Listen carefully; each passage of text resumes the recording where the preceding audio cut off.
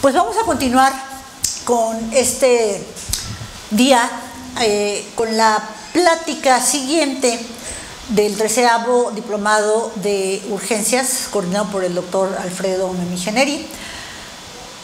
Durante mi formación como especialista en pediatría, me tocó rotar mucho tiempo en un área que no a todos los pediatras nos gusta, y fue la unidad de quemados.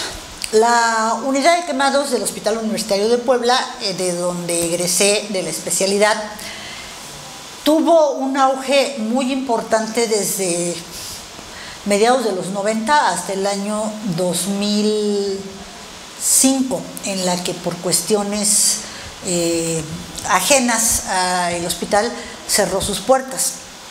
Tuve la oportunidad de ver muchísimos pacientes en el servicio de urgencias, y me tocó y en la unidad, y pues me tocó apasionarme en el manejo de este tema, tanto así que cuando terminé la subespecialidad de cuidados intensivos pediátricos, mucha de mi práctica profesional estuvo encaminada a tratar pacientes quemados. Entonces es un tema que me gusta mucho, que no a todos los pediatras les gusta manejar, que no a todos los intensivistas les gusta ver tampoco, pero que es el pan nuestro de cada día.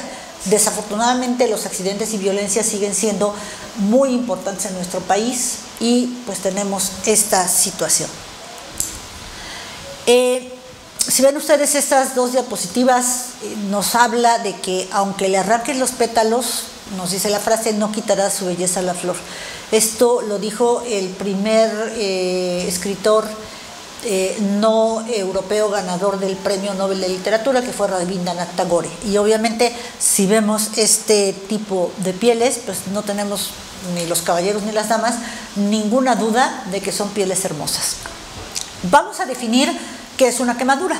Son todas las lesiones que son originadas por agentes físicos, químicos o biológicos, y que tienen una característica común, la cual es la desnaturalización proteica, la destrucción de elementos celulares y la alteración del metabolismo, provocando la pérdida de la continuidad de la piel.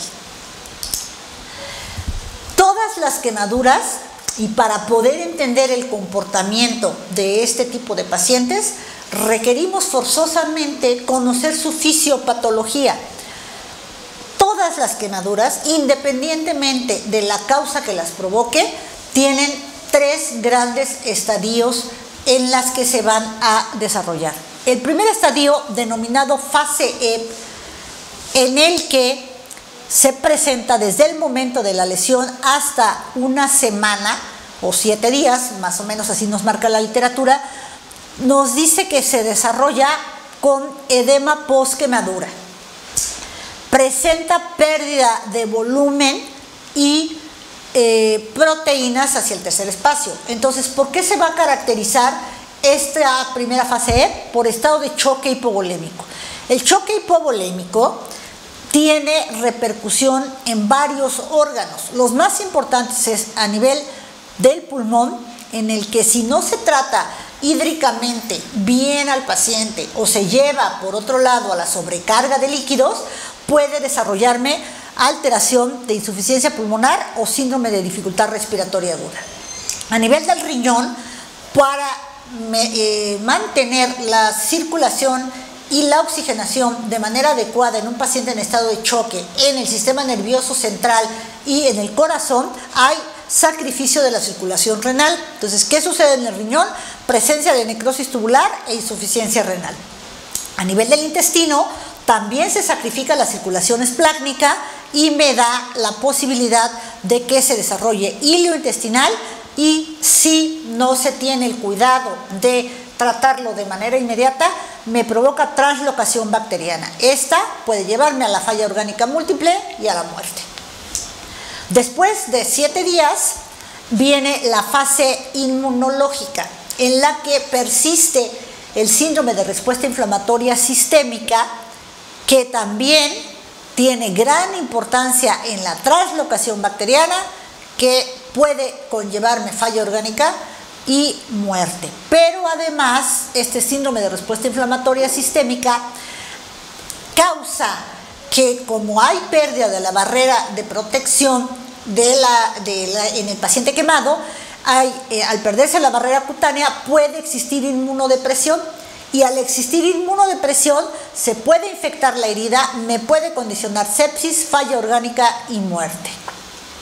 O bien, la respuesta hipermetabólica que se presenta después de 2 semanas y puede durar en niños hasta 96 meses, se cataloga por desnutrición, catabolismo proteico aumentado, falla orgánica y muerte. El quemado es el paciente que más rápidamente se consume en el catabolismo, de un 180 hasta un 200%. ¿Para qué me sirve saber todo eso? Bueno, porque en la primera fase, que es la denominada fase EP, aquí el niño puede llegar como datos de compensación al choque hipovolémico con taquicardia, taquipnea, puede llegar con fiebre, con leucocitosis e inclusive con leucopenia, y no es indicativo de administración de antibióticos. Los antibióticos están indicados cuando empieza la denominada fase flow, que va de los 7 días a las 2 semanas. Ahí sí tengo yo que tener muchísimo cuidado para el inicio de los antibióticos. Y por otra parte, para evitar llegar a la respuesta hipermetabólica, se le debe de proveer al paciente pediátrico de nutrición enteral de manera temprana para evitar todo el catabolismo proteico, la denominada también proteólisis, y para que las grasas no se afecten y que el paciente pueda llegar a tener una mejor recuperación, evitando la falla orgánica múltiple, evitando la translocación bacteriana. Entonces, el paciente debe de comer en cuanto las condiciones lo permitan. Las 2 únicas contraindicaciones que tendríamos nosotros para no dar de comerles a los pacientes en estas condiciones sería estado de choque y posparo inmediato. Entonces, muy bien, ¿qué nos vamos a llevar en esta charla todos? Que podamos identificar los componentes de una revisión primaria y secundaria en un paciente pediátrico con quemadura, que calculemos inicialmente la extensión de la quemadura, que identifiquemos las recomendaciones del ABLS para el cálculo inicial de la reanimación con líquidos, que enumeremos las pruebas de laboratorio que deben realizarse a los pacientes con quemaduras y que señalen los criterios de la Asociación Americana de Quemaduras para la referencia a un centro de quemados. Entonces, si vemos este tipo de pieles, ya perdieron absolutamente toda la belleza que nos hablaba la primera fase, la primera frase que les presenté, ¿verdad? ¿Qué voy a hacer? Me llega un paciente al servicio de urgencias, quemado, pues evidentemente primero aislamiento de todas las sustancias corporales. Importante que todos los proveedores de la salud tomen medidas para reducir el riesgo de exposición a sustancias que puedan considerarse potencialmente infecciosas o por contaminación química. Entonces deberemos usar gogles, guantes, gorro, cubrebocas, batas y protección respiratoria. Todo paciente quemado es igual a un paciente politraumatizado. En la evaluación primaria de un paciente quemado va a ser igual a la de un paciente politraumatizado. Ya vimos la importancia del triángulo de evaluación pediátrica. Entonces, ¿qué haré? Primero, apariencia, trabajo respiratorio y circulación. Veo cuántos lados están alterados, 2 alterados, 3 alterados, 1 alterado, y ya decidiré hacia qué prioridad requiere este paciente de atención. Evaluación inicial. Nos vamos con: mantenemos la vía aérea permeable con protección de la columna cervical. Es la evaluación primaria. Respiración y ventilación.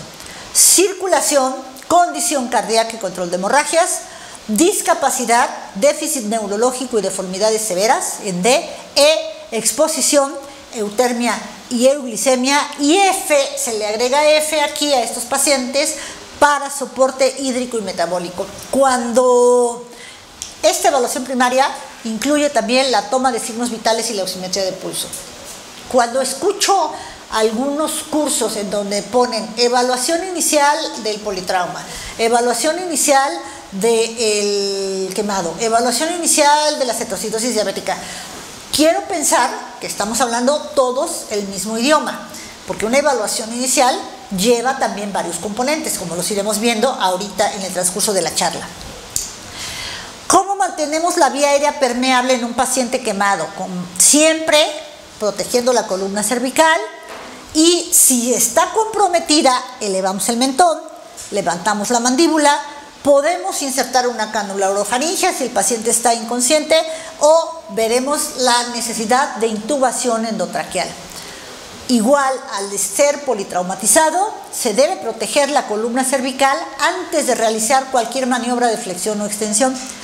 Ponemos inmovilización y alineación central y hacemos intubación inmediata en caso de compromiso de la vía aérea. No todo paciente con lesión de quemadura de cara requiere intubación, pero no todo paciente que no tenga quemada la cara no va a requerir intubación. Entonces, ¿cuál es el algoritmo para asistir la vía aérea en los pacientes quemados? Sobre todo aquellos en los que sospechemos que tienen un riesgo de lesión por inhalación. ¿Cuáles son? Los pacientes en riesgo son aquellos niños que tienen quemaduras faciales, que presentan evidencia de exposición a gases y que presentan signos de sospecha contra signos de certeza.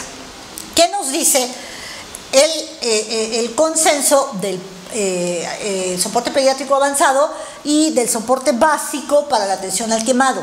Si hay moderada dificultad respiratoria, no tengo ninguna indicación para intubar. Se maneja con oxígeno suplementario, y si puedo realizar una broncoscopía, se hace.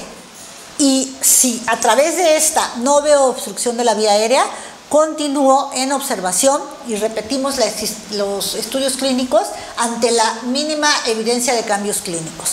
Si no existe la posibilidad de realizar la broncoscopía, pues solamente está en observación el paciente y evalúo cambios clínicos.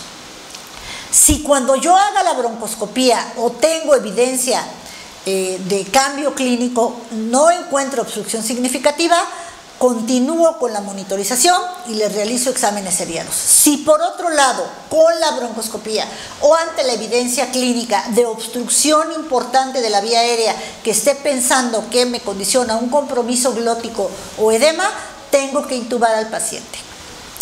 Y entonces ya estaré hablando de un severo distrés respiratorio que tendrá que intubarse de manera electiva. ¿Qué sucede con el edema de la vía aérea en un paciente quemado? Bueno, este edema se comporta igual que en un CRUP. Recuerden, a 1 milímetro de estrechez, entre 60 y 80% de obstrucción.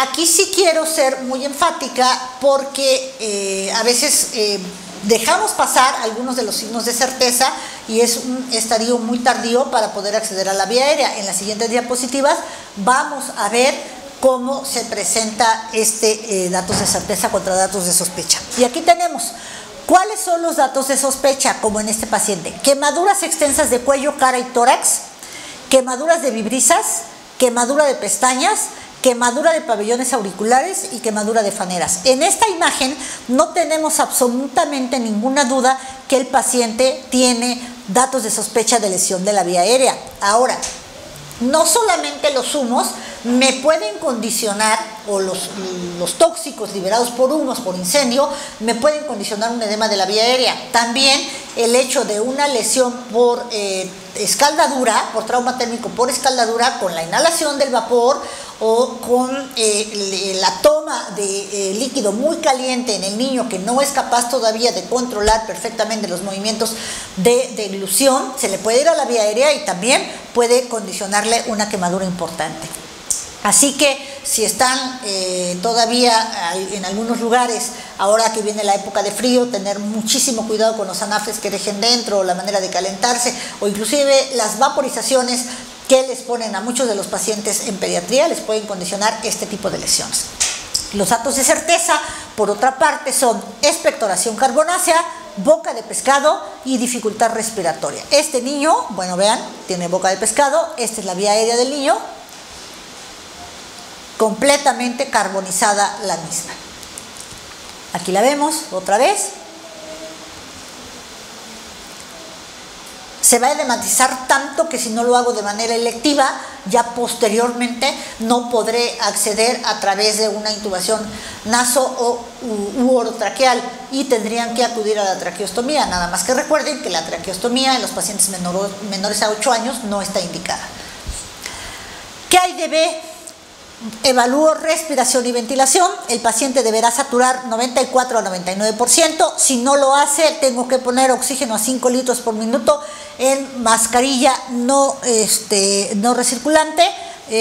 Valoro la ventilación con los movimientos del aire y evalúo pulmones, pared torácica y diafragma. Siempre con toma de oximetría de pulso. ¿Qué sucede aquí en B? Esta es una particularidad con los niños que tienen lesiones circunferenciales. Bueno, en estos pacientes los debo de evaluar y los debo de vigilar muy de cerca, sobre todo porque si son extensas podrán limitar la ventilación y deberán ser vigilados muy frecuentemente para decidir el momento en que se realice una fasciotomía o una escarectomía para liberar ese tórax de la presión y para mejorar la capacidad funcional residual y por tanto la oxigenación del paciente. La alteración respiratoria en un paciente quemado no necesariamente puede ser solo por la quemadura. También tendremos que buscar una condición preexistente. Por eso les comenté desde la primera diapositiva que el paciente quemado se trata como un paciente politraumatizado. Tendré que detectar todas y cada una de las lesiones que pongan en peligro la vida y resolverlas. Porque, por ejemplo, los pacientes que son víctimas de explosiones podrán llegar con un neumotórax asociado y que tendré que resolver de manera inmediata. ¿Qué hay en C? En C evalúo circulación, condición cardíaca y control de hemorragias.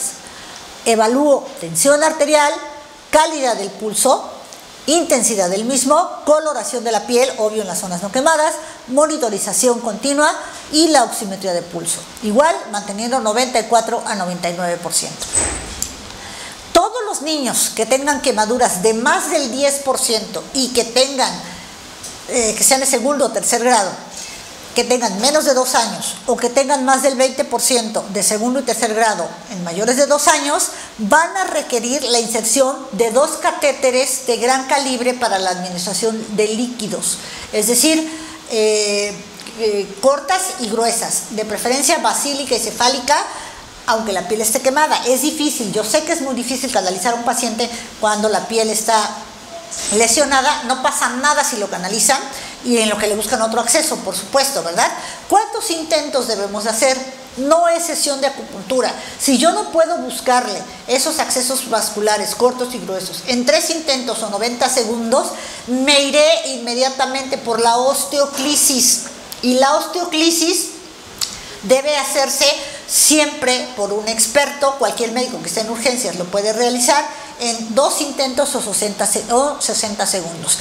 También el paciente que esté gran quemado o que cumpla los criterios de un gran quemado deberá de someterse a estos 2 tipos de inserciones. Ya después buscaré una vía central. Hay que colocarles una sonda nasogástrica en los pacientes que tengan más del 10% de superficie corporal quemada para evitar la gastroparesia por hipoxia y la broncoaspiración y que entonces se ponga en peligro la vida del paciente, aún más. Y una sonda vesical en estas condiciones, si es gran quemado o cumple estas características, pero además si tiene quemaduras en los genitales, porque el edema es tal que después hay imposibilidad para acceder a la uretra y muchos niños terminan con talla vesical.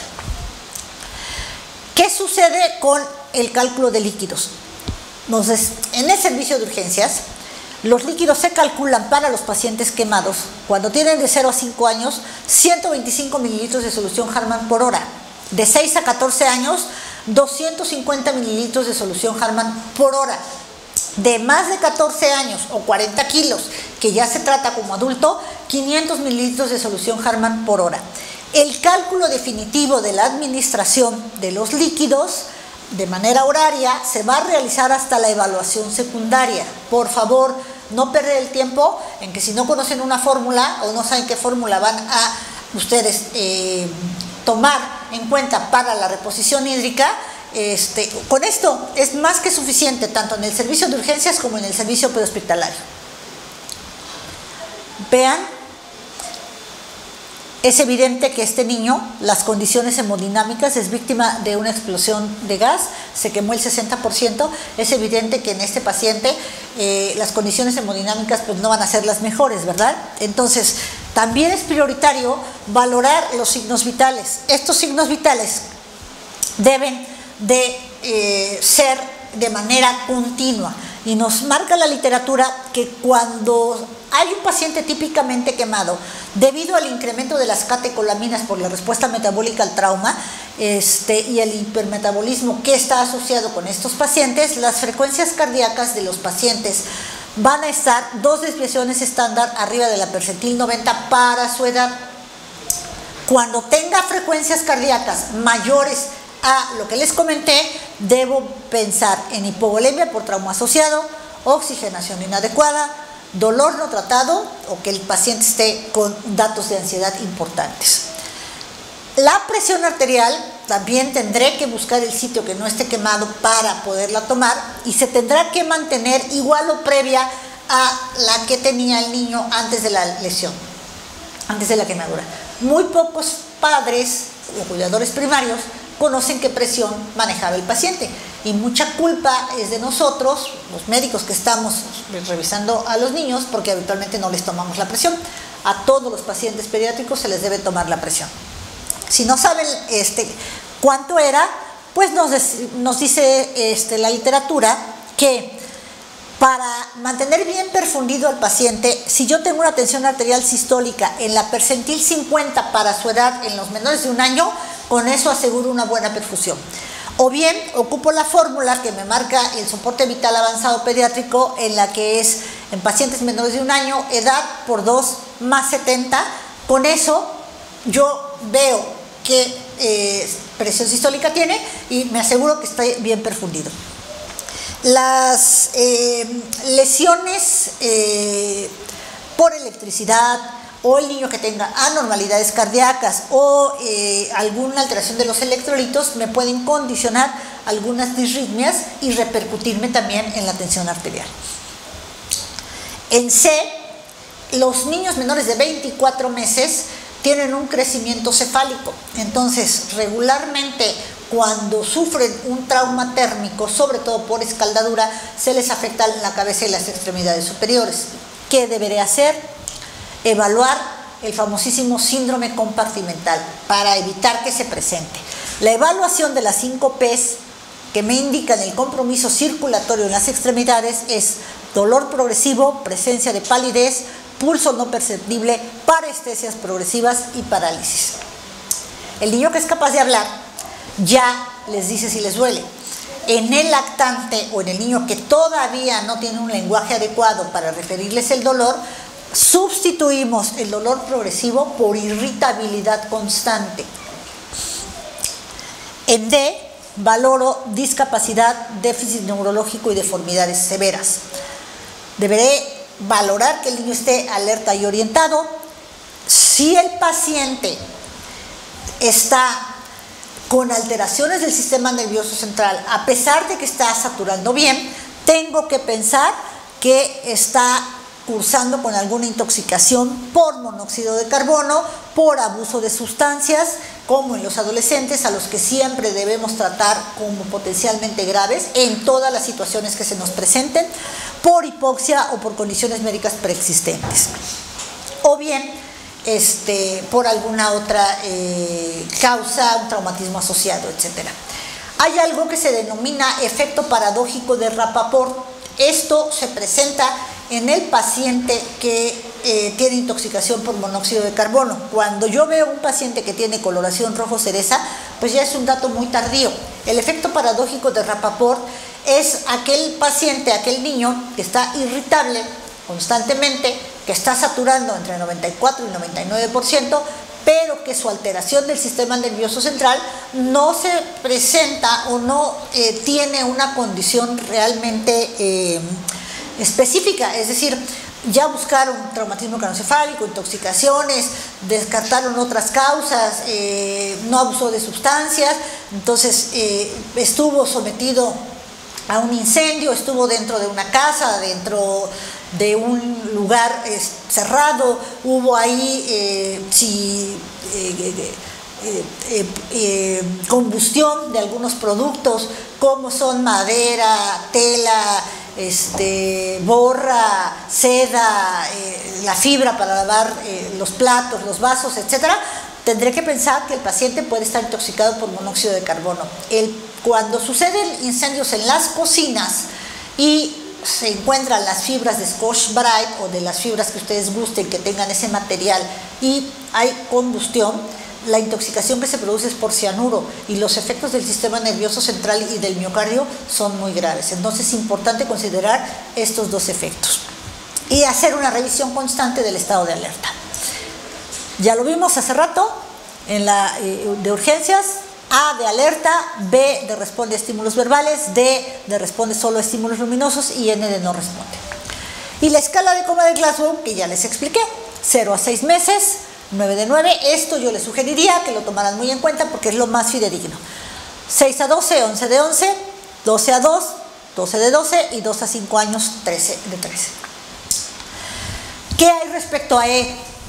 Exposición, eutermia y euglicemia. Debo exponer y desvestir al paciente, evitar enfriar la quemadura. Normalmente la quemadura se enfría con agua templada de 3 a 5 minutos, pero no las que tienen más del 10%. Nunca utilizar hielo ni agua fría. Las quemaduras por chapopote y por asfalto son las únicas que son excepciones, es decir, estas sí hay que ponerles lo más frío que se puede el agua porque podrían profundizarse más las lesiones si no lo hacemos. En aquellas quemaduras químicas, cepillar todos los químicos del paciente, enjuagar con cantidades copiosas de aguas, piel y faneras, es muy importante, de 30 a 45 minutos. Puebla es uno de los lugares en donde existe gran cantidad de trabajadores del vidrio soplado. Entonces, sufren accidentes por trauma térmico y les condiciona lo que se maneja para trabajar el vidrio, hipocalcemia. ¿Qué debo de hacer? Colocar un gel con calcio o bien calcio de manera intravenosa. Hay que retirar toda la ropa, la joyería, los zapatos y los pañales, retirar los lentes de contacto antes de desarrollar edema facial o periorbital. Les comentaba que en aquellos pacientes pediátricos que tienen una gran superficie corporal en un cuerpo muy pequeño, rápidamente padecen hipotermia. Entonces, recordar que las temperaturas menores a 35 grados siempre profundizan la lesión y se puede desarrollar la triada letal. El recalentamiento, porque se tienen que poner soluciones intravenosas calientes o por osteoclisis o por un catéter central, hay que comentarles que les puede dar dolor, sobre todo cuando es periférica o por osteoclisis. Entonces, tratar de manejar el dolor lo más rápidamente posible. Y los líquidos que se deben administrar son entre 37 y 40 grados y tomar la glucosa capilar siempre. En F, ¿a qué pacientes se les debe iniciar comida vía oral, nutrición enteral, lo más rápidamente posible? En aquellos pacientes que tienen más del 10%, que son menores de 2 años, que tienen segundo y tercer grado de lesiones, o más del 20%, mayores de 2 años con segundo y tercer grado de lesiones. Colocarles una sonda nasogástrica, colocarles electrolitos orales en las primeras 4 horas, más lactobacilos, y posteriormente iniciar la nutrición enteral. Y para el gran quemado, la fórmula de Galveston. El gran quemado, en pediatría, tiene otras connotaciones diferentes a las del adulto. Bueno, ya hicimos nuestra famosa evaluación primaria y secundaria. ¿Y ahora qué sigue? ¿Qué sigue después? Si se han dado cuenta, no hemos tocado para nada la piel. Ahorita vamos a hablar de algunas consideraciones específicas. No es que no nos importe, ¿verdad? Pero existen otras prioridades en el paciente pediátrico quemado que debemos nosotros de hacer inmediatamente su actuación. Este paciente, 16 años, 14 años, se quemó desafortunadamente por electricidad en un diciembre. La cabeza le quedó pegada sobre los cables, ¿sí? Tuvo una lesión por arco voltaico. Vean la cantidad de lesión que tiene, se tuvo que intubar. Rhabdomiólisis, importante la presencia de hematuria. Bueno, ¿qué hacemos ya en la evaluación secundaria?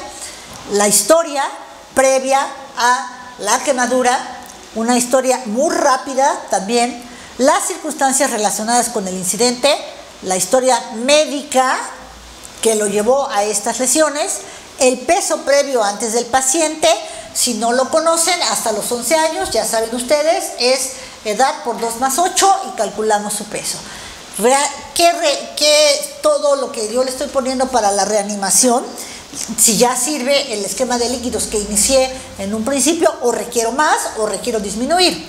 Inserción de líneas y tubos, determino la superficie corporal, evalúo de cabeza a pies, solicito laboratorios y paraclínicos, monitoreo constantemente al paciente, manejo el dolor y la ansiedad, manejo de manera psiquiátrica y psicológica a los familiares y al paciente, y ya me voy al cuidado de las heridas.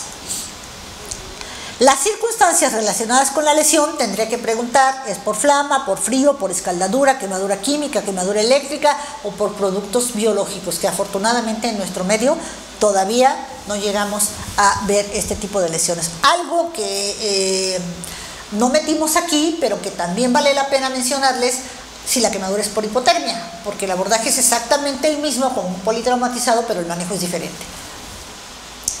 Características del paciente que les presenté: aproximadamente 50% de superficie corporal lesionada. En la lesión por trauma térmico, recuerden que la piel solo es la punta del iceberg, y ya no hablamos en la lesión por trauma térmico por electricidad de punto de entrada y punto de salida. Punto de entrada y salida se deja únicamente para los pacientes que han sufrido lesiones por proyectil de arma de fuego. Actualmente se conocen como puntos de contacto. Vean, la cara, los labios quemados, las encías quemadas.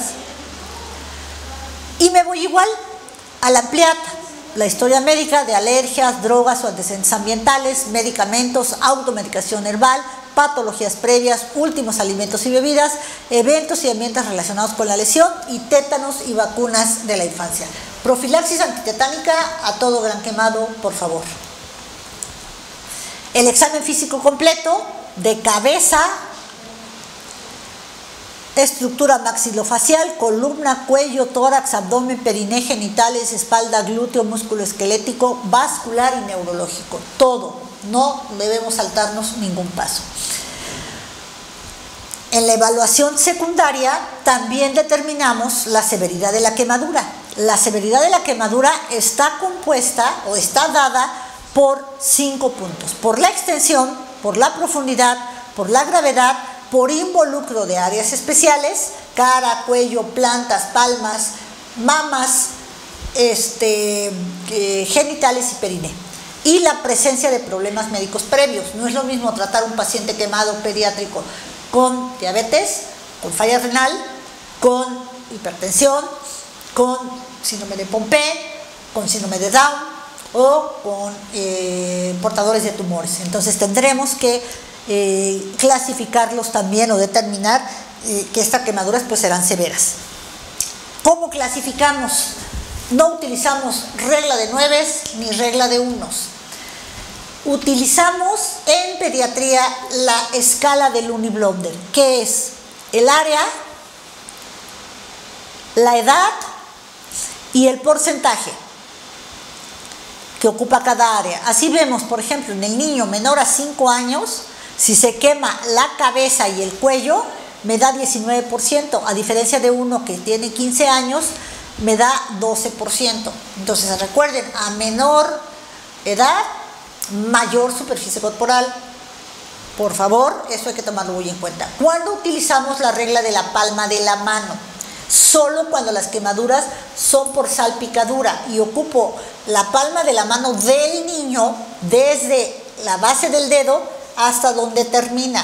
Por ejemplo, si se quemó el brazo, solo una parte, tomo su palma y mido. Es la del niño, no es la del médico, porque hay médicos pues, que tienen unas manos muy grandes o otros unas manos muy chiquitas. Entonces es la del niño y solo se utiliza del dedo, de la base del dedo a donde termina la palma. ¿Por qué se utiliza esta escala?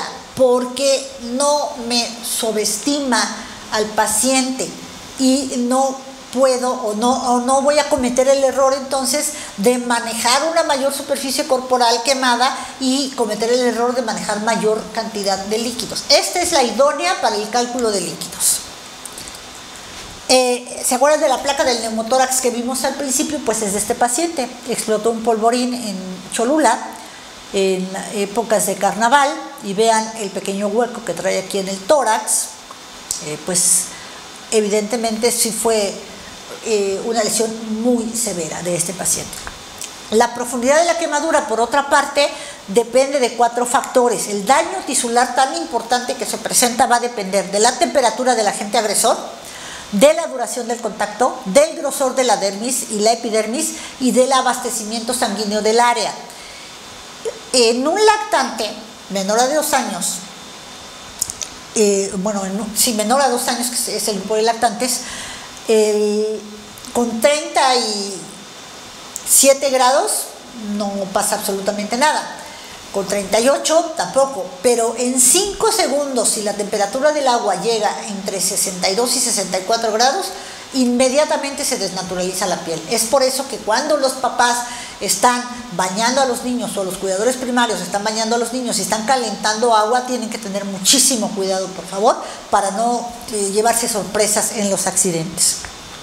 Bueno, ya sabemos que es una quemadura, ya sabemos la respuesta que presenta fisiopatológicamente todo trauma térmico, las causas más frecuentes, hicimos evaluación primaria y evaluación secundaria. Ahora, tengo que pensar diferente para obtener resultados diferentes, no me voy inmediatamente a la piel. Es importante, pero ya vieron ustedes que es dentro de la evaluación secundaria.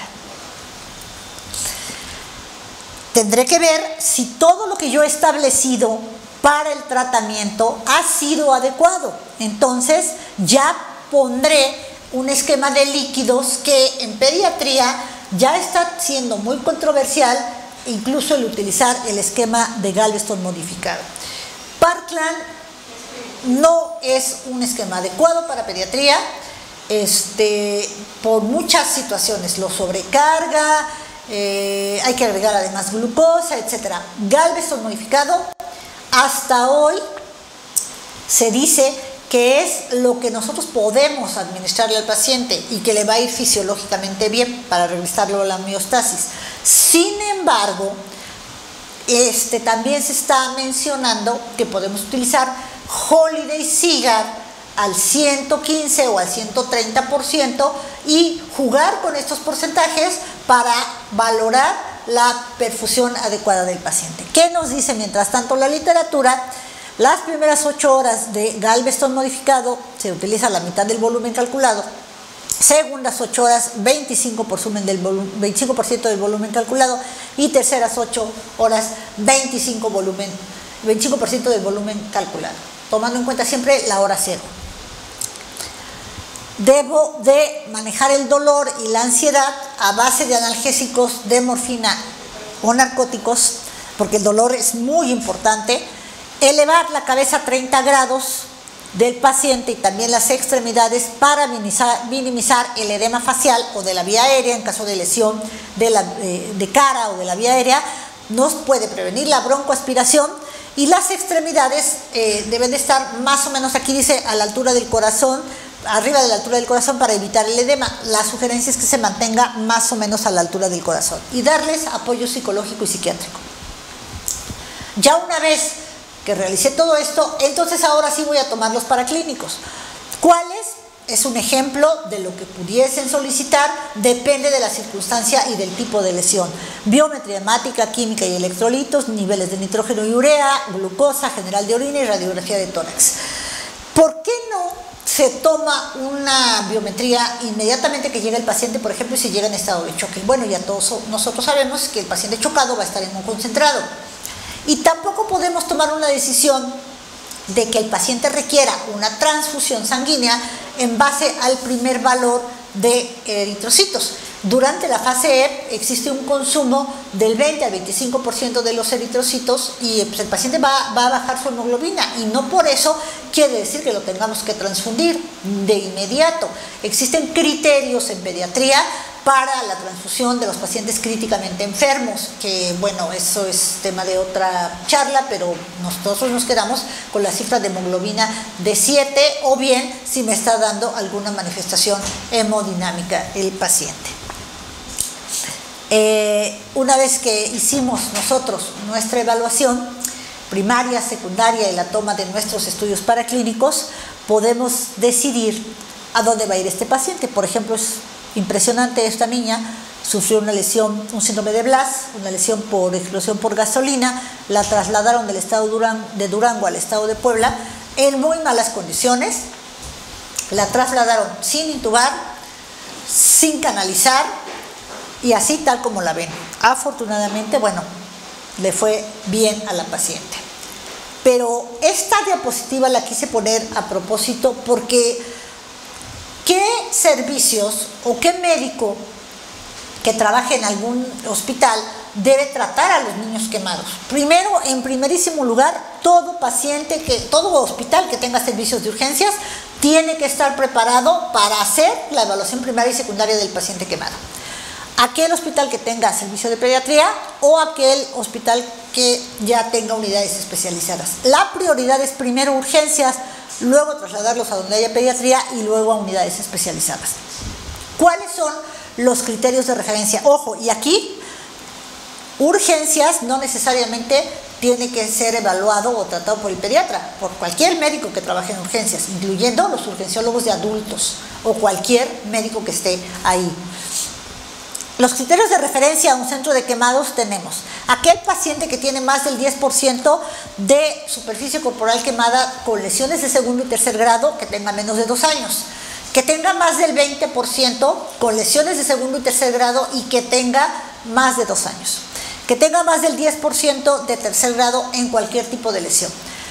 Cualquier paciente que tenga lesión en áreas especiales, quemaduras por electricidad, sospecha de síndrome del niño maltratado, trauma asociado a quemadura, y aquí primero priorizo lo que ponga en peligro la vida. Si está quemado pero tiene una ruptura esplénica o una laceración de vejiga, pues primero reparo lo que le esté poniendo en peligro la vida, o un traumatismo craneoencefálico severo, y posteriormente ya lo trasladaré. Niño con alguna enfermedad previa, todo paciente con lesión de la vía aérea, aquellos pacientes que presenten lesiones en más de 14 días y que no hayan sanado porque presentan fiebre, dolor o exudado, quemadura química, síndrome de insuficiencia cutánea. Fíjense que sucede algo muy especial en muchas de las unidades de quemados. No quieren tratar a los pacientes con síndrome de insuficiencia cutánea, incluyendo las que están aquí en Puebla. Los mandan a otro tipo de hospitalización.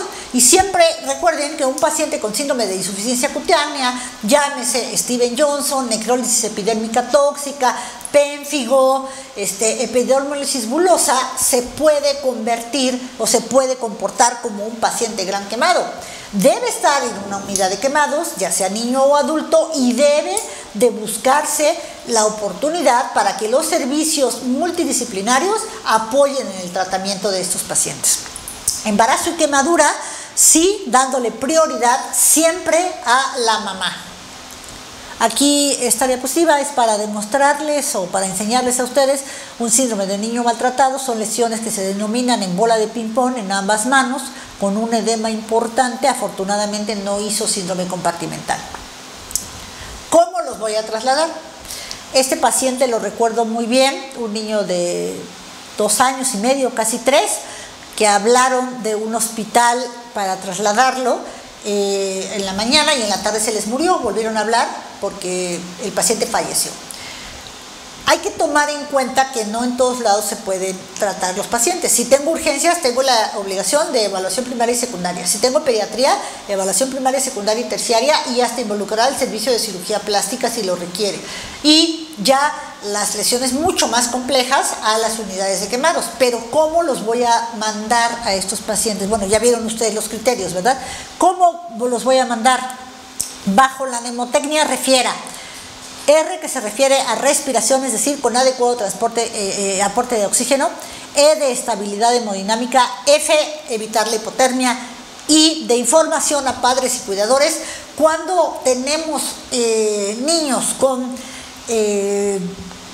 accidentes, o que son o estuvieron en accidentes donde hubo múltiples víctimas, se considera que están graves hasta no demostrar lo contrario, y obviamente sí deben ser evaluados de manera correcta, pero siempre informar a dónde se van a trasladar y por qué se van a trasladar.